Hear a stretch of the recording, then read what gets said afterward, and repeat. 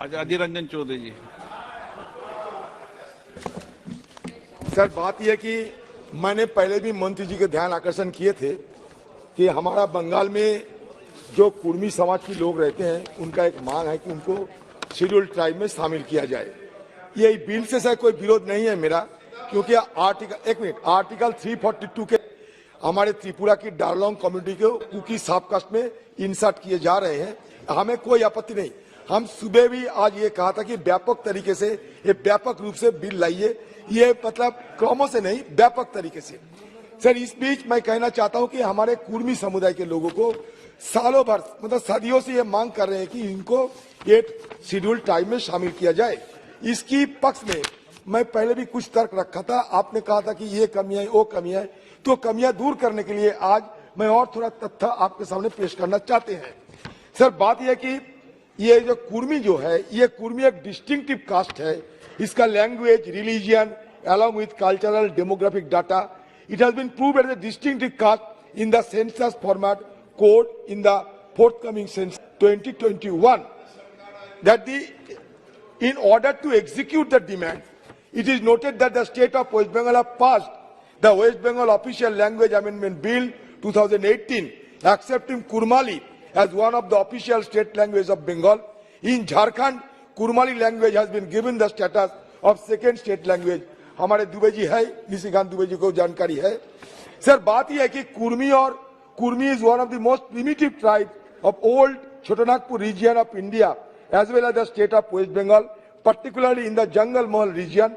In the British census of 1872, Kurmi were analyzed as the Kurmis of woods, Jhari Kurmi, produced in support of the report on the census of Bengal 1872 by H. Beverly, Inspector General of Registration, Bengal, described Colonel Danton mentioned some Jhari Kurmis or Kurmis of the woods in Chotanagpur who are said to worship strange gods.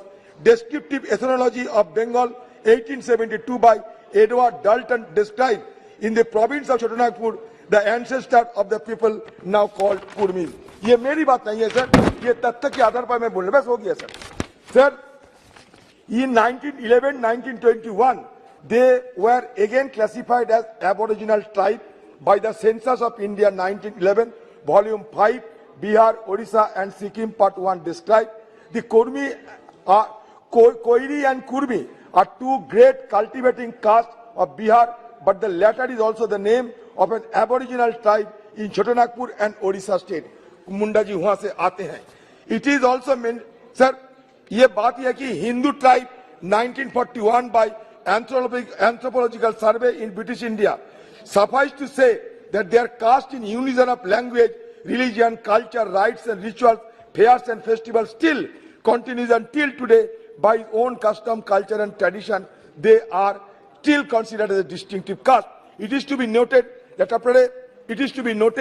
that the state of West Bengal government, as the information I have gathered, they have supported, they have referred it to you, but I don't know where the lacuna lies.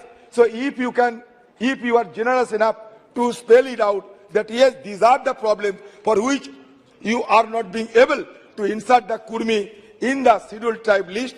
So मैं दोबारा आपसे ये मांग कर रहा हूं कि आप ये कुर्मी को ये शेड्यूल ट्राइब के लिस्ट में शामिल करें।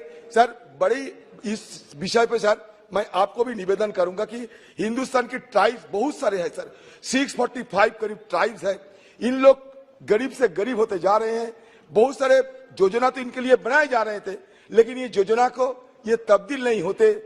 तो इसी के मद्देनजर हम चाहते हैं कि इंडियन ट्राइब्स के ऊपर एक सही ढंग से चर्चा हो और कुर्मी को इस तरीके से, जैसे कि आप उड़ीसा त्रिपुरा की एक छोटे से तबके को इसमें शामिल कर रहे हैं, कुर्मी को भी इसमें शामिल करके कुर्मी लोगों को दशकों भर जो आंदोलन जो मांग उसका पूरा करें। नमस्कार। मानवंत जी, आज त्रिपुरा के संबंध में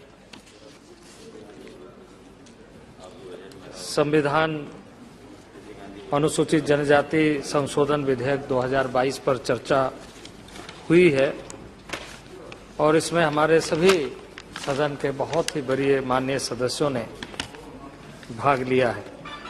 राज्यों के बहुत सारे ऐसे कम्युनिटी के बारे में लोगों ने चर्चा किया। वो एक रिसर्च का निर्बाध गति से चलने वाली एक प्रक्रिया है जिसमें राज्य की बड़ी जिम्मेदारी है, राज्यों की बड़ी जिम्मेदारी है। कुछ राज्यों से प्राप्त हुए, कुछ राज्यों से प्राप्त नहीं हुए, उसको विभिन्न स्तरों पर देखा जा रहा है और उसके जो भी निष्कर्ष होंगे, मैं निश्चित रूप से, क्योंकि इतने लगभग सभी राज्यों के कुछ कम्युनिटी में, खास करके उड़ीसा के तो बहुत सारे, उसमें लगभग मुझे लगता है कि जितना आपने संख्या बताया है, लगभग 62 हमारे पास में रिसीव हुए हैं। उसमें लगभग 14-15 तो क्लियर हो चुके हैं, जिसके रिपोर्ट सबमिट होकर के आरजीआई के यहाँ से आ चुका है। इस तरह कई संख्या आपको मैं अलग से उपलब्ध करा दूंगा। और भी बाकी जो भी सदस्यों ने इस विषय को उठाया है, उन सारे विषयों पर सरकार संवेदनशील होकर के ये देख रही है कि जो विषय, जो मानक, अध्यक्ष महोदय, 1962 से 67 के बीच में इस विषय पर एक कमेटी बनी थी। उस कमेटी का नाम था लोकूर कमेटी। लोकूर कमेटी ने, क्योंकि यह विषय जब बहुत ज्यादा चर्चा में आई, तो उस समय में इस चर्चा के दौरान एक लोकूर कमेटी बनाई गई जिसमें एक मानक तय किया गया कि ट्राइबल कैरेक्टर इनहेरिट करने वाले लोगों के पहचान कैसे की जाए। और उसी आधार पर सभी tribal research institute state level पे उसका रिसर्च राज्य सरकार कराती है और राज्य सरकार कराने के बाद उसको केंद्र को भेज दिया। केंद्र में आने के बाद में इस विषय को ट्राइबल अफेयर मिनिस्ट्री आरजीआई के कंसल्ट करते, आरजीआई के पास भेजती है और आरजीआई के माध्यम से यह मामला फिर गृह मंत्रालय के पास, फिर तमाम मंत्रालय से कंसल्ट लेकर इसको मंत्रिमंडल में लाया जाता है और मंत्रिमंडल में आने के बाद में इस सदन में चर्चा की जाती है। तो यह सारी औपचारिकताएं विभिन्न स्तरों पर, विभिन्न कम्युनिटी के मामले में हो सकते हैं, जिसको समय समय पर हम चर्चा करते रहेंगे और जानकारी भी हम दे देंगे। माननीय सदस्य जो उसकी जान चाहते हैं कि उसके बारे में क्या रिपोर्ट आया, नहीं आया है, और इसलिए मैं माननीय सदस्यों को